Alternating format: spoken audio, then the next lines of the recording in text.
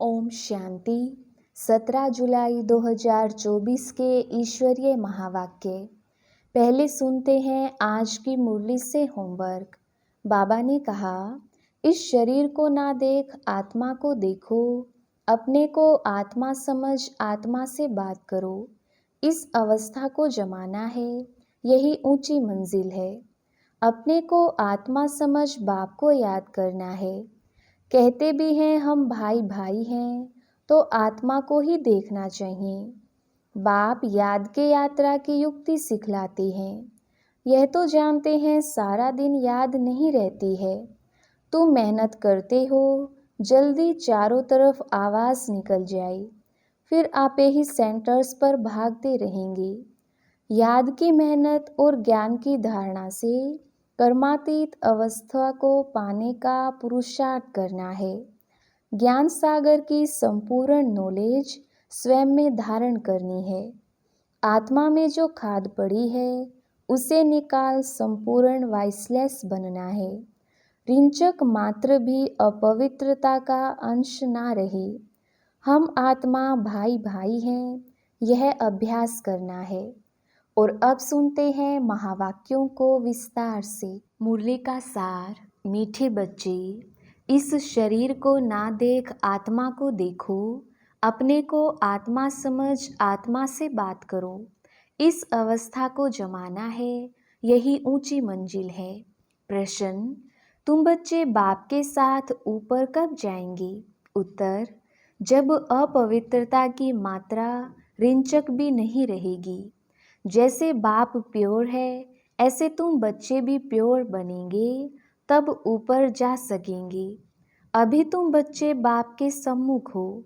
ज्ञान सागर से ज्ञान सुन सुनकर जब फुल हो जाएंगे, बाप को नॉलेज से खाली कर देंगे, फिर वह भी शांत हो जाएंगे और तुम बच्चे भी शांति धाम में चले जाएंगे। वहाँ ज्ञान टपकना बंद हो जाता। सब कुछ दे दिया, फिर उनका पार्ट है साइलेंस का। ओम शांति। शिव भगवानुवाच। जब शिव भगवानुवाच कहा जाता है तो समझ जाना चाहिए एक शिव ही भगवान व परम पिता है। उनको ही तुम बच्चे व आत्मा याद करते हो। परिचय तो मिला है रचता बाप से। यह तो जरूर है नंबरवार पुरुषार्थ अनुसार ही याद करते होंगे। सब एक रस याद नहीं करेंगे। यह बहुत सूक्ष्म बात है। अपने को आत्मा समझ दूसरे को भी आत्मा समझें, यह अवस्था जमाने में टाइम लगता है। वह मनुष्य लोग तो कुछ भी नहीं जानते, ना जानने के कारण सर्वव्यापी कह देते। जिस प्रकार तुम बच्चे अपने को आत्मा समझते हो, बाप को याद करते हो, ऐसे और कोई याद नहीं कर सकते होंगे। कोई भी आत्मा का योग बाप के साथ है नहीं। यह बातें हैं बहुत गुह्य महीन। अपने को आत्मा समझ बाप को याद करना है। कहते भी हैं हम भाई भाई हैं, तो आत्मा को ही देखना चाहिए, शरीर को नहीं देखना चाहिए। यह बहुत बड़ी मंजिल है। बहुत हैं जो बाप को कभी याद भी नहीं करते होंगे। आत्मा पर मैल चढ़ी हुई है। मुख्य आत्मा की ही बात है। आत्मा ही अब तमो प्रधान बनी है, जो सतो प्रधान थी। यह आत्मा में ज्ञान है। ज्ञान का सागर परमात्मा ही है। तुम अपने को ज्ञान सागर नहीं कहेंगे। तुम जानते हो हमको बाबा से पूरा ही ज्ञान लेना है। वह अपने पास रख कर क्या करेंगे? अविनाशी ज्ञान रत्नों का धन तो बच्चों को देना ही है। बच्चे नंबरवार पुरुषार्थ अनुसार उठाने वाले हैं। जो जास्ती उठाते हैं वही अच्छी सर्विस कर सकते हैं। बाबा को ज्ञान सागर कहा जाता है। वह भी आत्मा, तुम भी आत्माएं। तुम आत्माएं सारा ज्ञान ले लेती हो। जैसे वह एवर प्योर है, तुम भी एवर प्योर बनेंगे। फिर जब अपवित्रता की रिंचक भी नहीं रहेगी, तब ऊपर चले जाएंगे। बाप याद के यात्रा की युक्ति सिखलाते हैं। यह तो जानते हैं सारा दिन याद नहीं रहती है। यहाँ तुम बच्चों को बाप सम्मुख बैठ समझाते हैं और बच्चे तो सम्मुख नहीं सुनते, मुरली पढ़ते हैं। यहाँ तुम सम्मुख हो, अपने को आत्मा समझ बाप को याद करो और ज्ञान भी धारण करो। हमको बाप जैसा संपूर्ण ज्ञान सागर बनना है। फुल नॉलेज समझ जाएंगे तो जैसे कि बाप को नॉलेज से खाली कर देंगे, फिर वह शांत हो जाएंगे। ऐसे नहीं, उनके अंदर ज्ञान टपकता होगा। सब कुछ दे दिया, फिर उनका पार्ट रहा साइलेंस का। जैसे तुम साइलेंस में रहेंगे तो ज्ञान थोड़ी टपकेगा। यह भी बाप ने समझाया है। आत्मा संस्कार ले जाती है। कोई सन्यासी की आत्मा होगी तो छोटेपन में ही उनको शास्त्र कंठ हो जाएंगी, फिर उनका नाम बहुत हो जाता है। अब तुम तो आए हो नई दुनिया में जाने के लिए, वहाँ तो ज्ञान के संस्कार नहीं ले आ सकते। ये संस्कार मर्ज हो जाते हैं। बाकी आत्मा को अपनी सीट लेनी है नंबरवार पुरुषार्थ अनुसार। फिर तुम्हारे शरीरों पर नाम पड़ते हैं। शिव बाबा तो है ही निराकार। कहते हैं मैं इन ऑर्गन्स का लोन लेता हूँ। वह तो सिर्फ सुनाने ही आते हैं। वह कोई का ज्ञान सुनेंगे नहीं, क्योंकि स्वयं ज्ञान सागर है ना। सिर्फ मुख द्वारा ही वह मुख्य काम करते हैं। आते ही हैं सबको रास्ता बताने, बाकी सुनकर क्या करेंगे। वह सदैव सुनाते ही रहते हैं कि ऐसे ऐसे करो। सारे झाड़ का राज सुनाते हैं। तुम बच्चों की बुद्धि में है कि नई दुनिया तो बहुत छोटी होगी, यह पुरानी दुनिया तो कितनी बड़ी है। सारी दुनिया में कितनी लाइट जलती है, लाइट द्वारा क्या क्या होता है। वहाँ तो दुनिया भी छोटी, लाइट भी थोड़ी होगी। जैसे एक छोटा सा गांव होगा। अभी तो कितने बड़े बड़े गांव हैं, वहाँ इतने नहीं होंगे। थोड़े मुख्य मुख्य अच्छे रास्ते होंगे। 5 तत्व भी वहाँ सतो प्रधान बन जाते हैं। कभी चंचलता नहीं करते। सुखधाम कहा जाता है, उसका नाम ही है हेवन। आगे चलकर तुम जितना नज़दीक आते रहेंगे उतना वृद्धि को पाते रहेंगे। बाप भी साक्षात्कार कराते रहेंगे। फिर उस समय लड़ाई में भी लश्कर की अथवा एरोप्लेन आदि की दरकार नहीं रहेगी। वह तो हम कहते हैं यहाँ बैठे सबको ख़त्म कर सकती हैं। फिर यह एरोप्लेन आदि थोड़ी काम में आएंगे। फिर यह चंद्रमा आदि में प्लाट आदि देखने भी नहीं जाएंगे। यह सब फालतू साइंस का घमंड है। कितना शो कर रही हैं। ज्ञान में कितनी साइलेंस है। इसको ईश्वरीय देन कहती हैं। साइंस में तो हंगामा ही हंगामा है। वह शांति को जानते ही नहीं। तुम समझते हो विश्व में शांति तो नई दुनिया में थी, वह है सुख धाम। अभी तो दुख अशांति है। यह भी समझाना है तुम शांति चाहते हो, कभी अशांति हो ही नहीं। वह तो है शांति धाम और सुख धाम में। स्वर्ग तो सब चाहते हैं। भारतवासी ही वैकुंठ स्वर्ग को याद करते हैं और धर्म वाले वैकुंठ को याद नहीं करते। वह सिर्फ शांति को याद करेंगे, सुख को तो याद कर ना सकें। ला नहीं कहता, सुख को तो तुम ही याद करते हो, इसलिए पुकारते हो हमें दुख से लिबरेट करो। आत्माएं असूल शांति धाम में रहने वाली हैं। यह भी कोई जानते थोड़ी हैं। बाप समझाते हैं तुम बेसमझ थे। कब से बेसमझ बने? 16 कला से 12-14 कला बनते जाते, माना बेसमझ बनते जाते। अभी कोई कला नहीं रही है। कॉन्फ्रेंस करते रहते हैं। स्त्रियों को दुख क्यों है?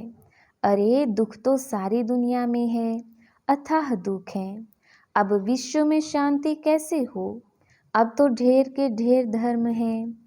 सारे विश्व में शांति तो अब हो ना सके। सुख को तो जानते ही नहीं। तुम बच्चियां बैठ समझाएंगी, इस दुनिया में अनेक प्रकार के दुख हैं, अशांति है। जहाँ से हम आत्माएं आई हैं वह है शांति धाम और जहाँ यह आदि सनातन देवी देवता धर्म था वह था सुख धाम। आदि सनातन हिंदू धर्म नहीं कहेंगे, आदि माना प्राचीन, वह तो सतयुग में था। उस समय सब पवित्र थे। वह है ही निर्विकारी दुनिया, विकार का नाम नहीं। फर्क है ना, पहले पहले तो निर्विकारी पना चाहिए ना। इसलिए बाप कहते हैं मीठे मीठे बच्चों, काम पर जीत पहनो, अपने को आत्मा समझो। अभी आत्मा अपवित्र है, आत्मा में खाद पड़ी है, तब जेवर भी ऐसे बने हैं। आत्मा पवित्र तो जेवर भी पवित्र होगा। उनको ही वाइसलेस वर्ल्ड कहा जाता है। बड़का मिसाल भी तुम दे सकते हो, सारा झाड़ खड़ा है, फाउंडेशन है नहीं। ये आदि सनातन देवी देवता धर्म है नहीं, और सब खड़े हैं, सब अपवित्र हैं। इनको कहा जाता है मनुष्य, वह हैं देवताएं। मैं मनुष्य को देवता बनाने आया हूँ। 84 जन्म भी मनुष्य लेते हैं। सीढ़ी दिखानी है कि तमो प्रधान बनते हैं तो हिंदू कह देते हैं, देवता कह ना सके क्योंकि पतित हैं।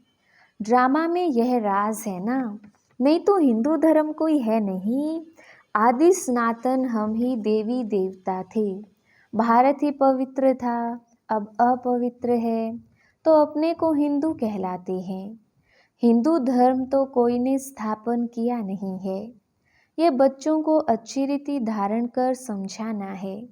आजकल तो इतना टाइम भी नहीं देते हैं, कम से कम आधा घंटा दें तब पॉइंट सुनाई जाए।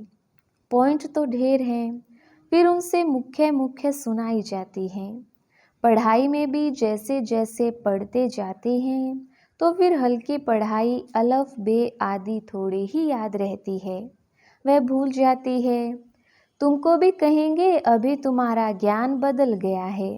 अरे पढ़ाई में ऊपर चढ़ते जाते हैं तो पहली पढ़ाई भूलती जाती है ना।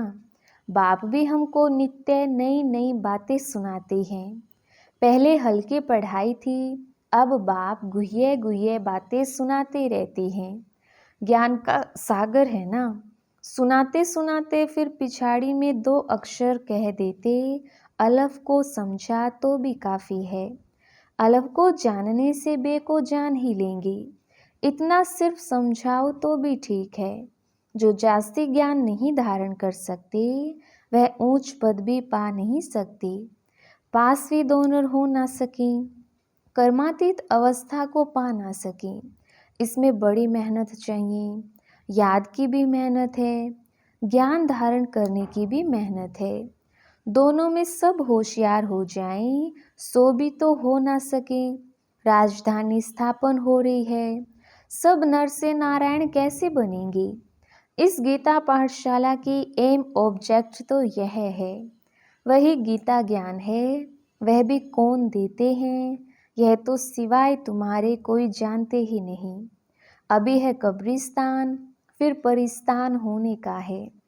अभी तुम्हें ज्ञान चिता पर बैठ पुजारी से पूज्य जरूर बनना है। साइंस वाले भी कितने होशियार होते जाते हैं, इन्वेंशन निकालते रहते हैं। भारतवासी हर बात का अकल वहाँ से सीख कर आते हैं। वह भी पिछाड़ी में आएंगे तो इतना ज्ञान उठाएंगे नहीं, फिर वहाँ भी आकर यही इंजीनियरिंग आदि का काम करेंगे। राजा रानी तो बन ना सके, राजा रानी के आगे सर्विस में रहेंगे। ऐसी ऐसी इन्वेंशन निकालते रहेंगे। राजा रानी बनते ही हैं सुख के लिए, वहाँ तो सब सुख मिल जाने हैं। तो बच्चों को पूरा पुरुषार्थ करना चाहिए, फुल पास होकर कर्मातीत अवस्था को पाना है। जल्दी जाने का ख्याल नहीं आना चाहिए। अभी तुम हो ईश्वरीय संतान, बाप पढ़ा रही हैं। यह मिशन है मनुष्यों को चेंज करने की, जैसे बौद्धियों की क्रिश्चियन की मिशन होती है ना। कृष्ण और क्रिश्चियन की भी रास मिलती है, उनके लेन देन का भी बहुत कनेक्शन है। जो इतनी मदद करते हैं उनकी भाषा आदि छोड़ देना, यह भी एक इंसल्ट है। वह तो आते ही पीछे हैं, ना बहुत सुख ना बहुत दुख उठाते। सारे इन्वेंशन वे लोग निकालते हैं, यहाँ बल कोशिश करते हैं, परंतु एक्यूरेट कभी बना नहीं सकेंगे। विलायत की चीज़ अच्छी होती है, ऑनेस्टी से बनाते हैं, यहाँ तो डिसऑनेस्टी से बनाते हैं, अथाह दुख है। सबके दुख दूर करने वाला एक बाप के सिवाय और कोई मनुष्य हो ना सके। भल कितने भी कॉन्फ्रेंस करते हैं, विश्व में शांति हो, धक्का खाते रहते हैं। सिर्फ माताओं के दुख की बात नहीं, यहाँ तो अनेक प्रकार के दुख हैं।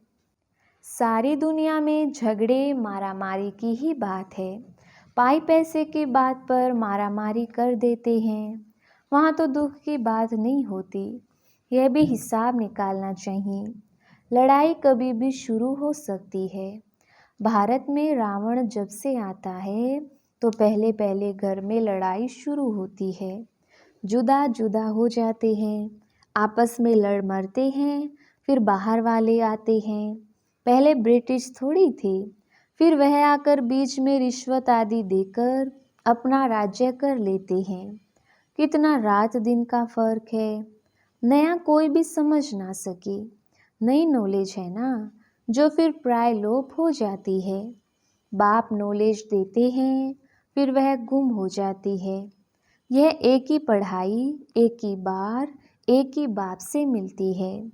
आगे चल तुम सबको साक्षात्कार होते रहेंगे कि तुम यह बनेंगे, परंतु उस समय कर ही क्या सकेंगे, उन्नति को पा नहीं सकेंगे। रिजल्ट निकल चुकी, फिर ट्रांसफ़र होने की बात हो जाएगी, फिर रोएंगे पीटेंगे, हम बदली हो जाएंगे नई दुनिया के लिए। तुम मेहनत करते हो, जल्दी चारों तरफ आवाज़ निकल जाए, फिर आप ही सेंटर्स पर भागते रहेंगे, परंतु जितना देरी होती जाएगी टू लेट होते रहेंगे। फिर कुछ जमा नहीं होगा, पैसे की दरकार नहीं रहेगी। तुमको समझाने लिए यह बैज ही काफ़ी है। यह ब्रह्मा सो विष्णु, विष्णु सो ब्रह्मा। यह बैज ऐसा है जो सब शास्त्रों का सार इसमें है। बाबा बैज की बहुत महिमा करते हैं। वह समय आएगा जो यह तुम्हारे बैज सब नैनों पर रखते रहेंगे। मन मना भव इसमें है, मुझे याद करो तो यह बनेंगे।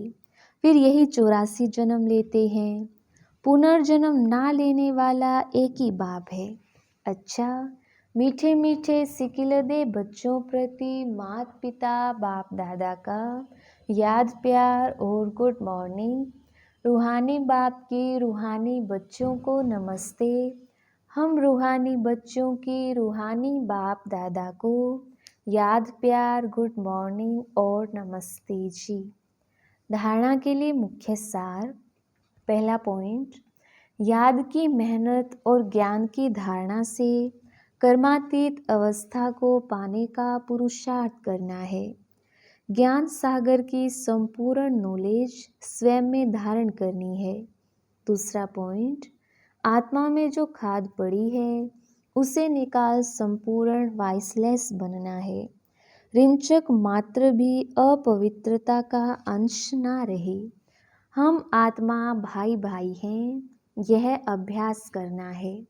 वरदान, समय और संकल्प रूपी खजाने पर अटेंशन दे, जमा का खाता बढ़ाने वाले पद्मा पदम पति भव।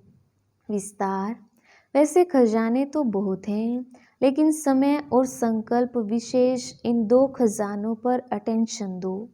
हर समय संकल्प श्रेष्ठ और शुभ हो तो जमा का खाता बढ़ता जाएगा। इसमें एक जमा करेंगे तो पदम मिलेगा, हिसाब है। एक का पदम गुणा करके देने की यह बैंक है। इसलिए क्या भी हो, त्याग करना पड़े, तपस्या करनी पड़े, निर्माण बनना पड़े, कुछ भी हो जाए, इन दो बातों पर अटेंशन हो तो पद्मा पदम पति बन जाएंगे। स्लोगन, मनोबल से सेवा करो तो उसकी प्रारब्ध कई गुना ज़्यादा मिलेगी। अच्छा, ओम शांति।